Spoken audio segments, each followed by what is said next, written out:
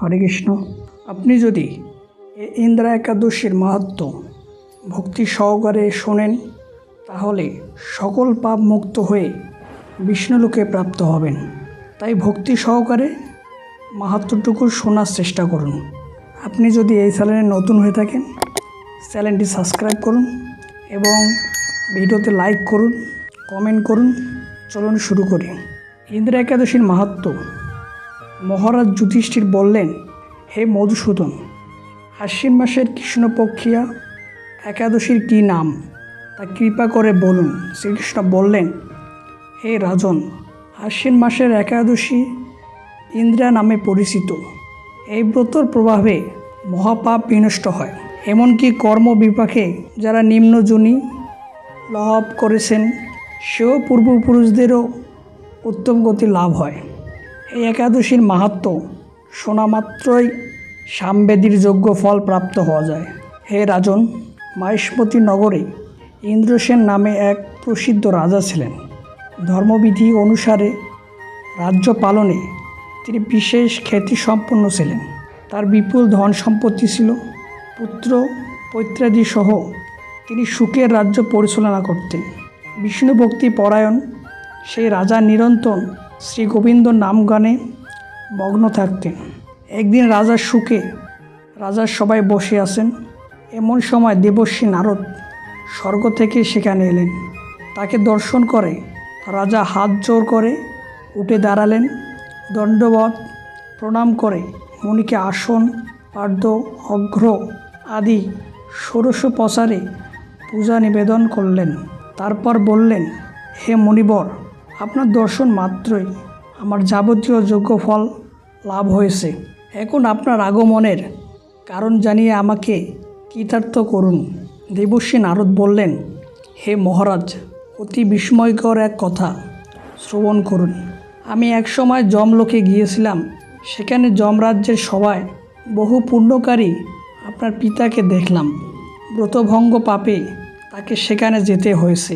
হে রাজন, আপনার পিতা যে সংবাদ প্রেরণ করেছেন এখন তা আপনাকে বলছি। তিনি বললেন, হে ঋষিবর, মাহিষ্মতির ইন্দ্রসেন রাজা আমার পুত্র। তাকে বলবেন যে আমি বহু পূর্ণ অনুষ্ঠান করলেও কোনো কারণবশত যমালয়ে আসতে বাধ্য হয়েছি।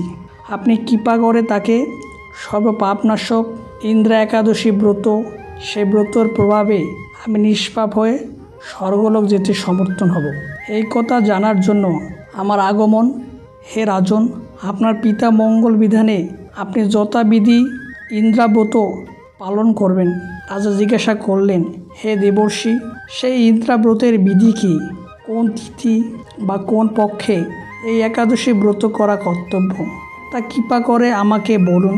দেবর্ষি উত্তর দিলেন, হে মহারাজ, আশ্বিন মাসের কৃষ্ণপক্ষের দশমীর দিন শ্রদ্ধা সহকারে প্রাতঃ স্নান করবেন। মধ্যাহ্নে ভক্তিভাবাপন্ন হয়ে পুনরায় স্নান করবেন এবং রাত্রিকালে ভূমিতে শয়ন করবেন। পরের দিন একাদশীতে প্রাতঃ গীতাদি সমাপন করে নিরাহার থাকবেন। ব্রতর নিয়মাবলী দৃঢ়ভাবে পালন করবেন। হে পুণ্ডরী কাক্ষ, হে অচ্যুত, এই শরণাগতের প্রতি কৃপা করুন। এভাবে শ্রদ্ধা সহকারে শালগ্রাম পূজা করে পিতার উদ্দেশ্যে ব্রতর ফল অর্পণ করবেন। দ্বাদশীর দিন সকালে ভক্তিভরে শ্রী গোবিন্দর পূজা করে ব্রক্ষণ ভোজন করিয়ে অবশেষে নিজের প্রসাদ গ্রহণ করবেন। হে রাজন, বিধি অনুসারে শ্রী হরি এবং ভক্তিদের অর্চন করলে আপনার পিতৃবর্গ মুক্তি লাভ করে শীঘ্রই বৈকুণ্ঠ গমন করবেন। রাজাকে এই উপদেশ দিয়ে দেবর্ষি নারদ প্রস্থান করলেন। রাজা ইন্দ্রসেন মুনিবরের উপদেশে অনুসারে পুত্র পরিজন সহ ভক্তি সহকারে এই ইন্দ্রাব্রতের অনুষ্ঠান করলেন। তখন দেবলোক থেকে পুষ্পবৃষ্টি হতে লাগল এবং তার পিতাও বিষ্ণুলোকে গমন করলেন। তারপর রাজা ইন্দ্রসেন নিজ পুত্রকে রাজ্যসভায় অর্পণ করে নিজেও বিষ্ণুলোকে ফিরে গেলেন। এই ইন্দ্রা একাদশীর মাহাত্ম্য পাঠ ও শ্রবণে মানুষ সকল পাপ মুক্ত হয়ে বিষ্ণুলোকে ফিরে গেলেন। এই ইন্দ্রা একাদশীর পাঠ ও শ্রবণে মানুষ সকল পাপ মুক্ত হয়ে বিষ্ণুলোকে প্রাপ্ত হয়। ভিডিওটি ভালো লাগলে লাইক করবেন, কমেন্টে হরে কৃষ্ণ লিখবেন এবং চ্যানেলে নতুন হয়ে থাকলে চ্যানেলটিকে সাবস্ক্রাইব করে আমাদের পাশে থাকবেন। ভালো থাকবেন, সুস্থ থাকবেন, সবসময় ডিএসডি মন্দির চ্যানেলের সাথে থাকবেন। নমস্কার।